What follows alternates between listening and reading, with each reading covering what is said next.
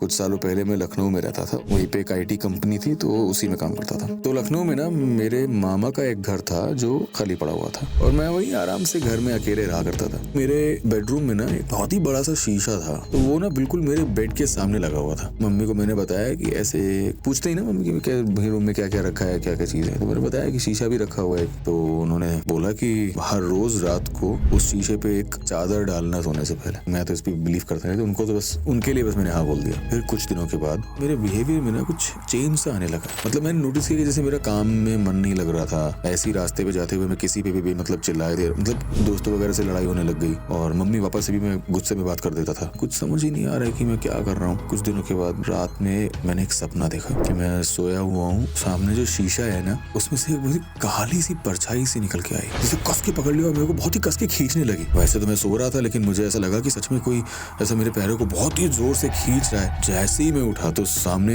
शीशे में मुझे अपना चेहरा एकदम अजीब सा दिखा। मेरा दिमाग खराब हो गया भाई, बहुत तेज चिल्लाया। मतलब मुझे लगता है कि मेरे कंपाउंड में बाहर सोसाइटी में पूरा बाहर तक आवाज गई होगी। और फिर मैंने आंखें बंद कर ली। कुछ टाइम के बाद मैंने आंखें दोबारा खोली और फिर देखा कि यार चेहरा नॉर्मल है, कुछ भी नहीं है। ये कुछ दिनों तक मेरे साथ ऐसी बहुत ही अजीब अजीब सी चीजें मेरे साथ चलती ही रही। कभी कोई डरावने सपने आ रहे हैं तो ऐसे ही मैं बेड में बैठा हुआ हूँ तो बैठे बैठे मुझे ऐसा लग रहा है कि जैसे शीशे में कोई मुझे देख रहा है। कुछ भी मतलब एकदम मेरी हालत अजीब सी खराब हो गई। बहुत घबराहट मेरे को होने लग गई और भयंकर डर लगने लगा। तब मेरे माइंड में मम्मी की वही बात याद आई कि हाँ शीशे पे चादर डाल के सोना है। उसी रात से मैंने वो करना शुरू कर दिया। मैंने वो शीशे पे वो चादर डाली और फिर मैं चादर डाल के ही सोता था। धीरे धीरे फिर थोड़ा थोड़ा ठीक हुआ, नॉर्मल हुआ, थोड़ा तबीयत भी बेहतर हुई। तो मैंने वहां से रिजाइन दे दिया और मेरी दिल्ली में नौकरी लग गई, वहां शिफ्ट हो गया। सो या दिस इज माई स्टोरी।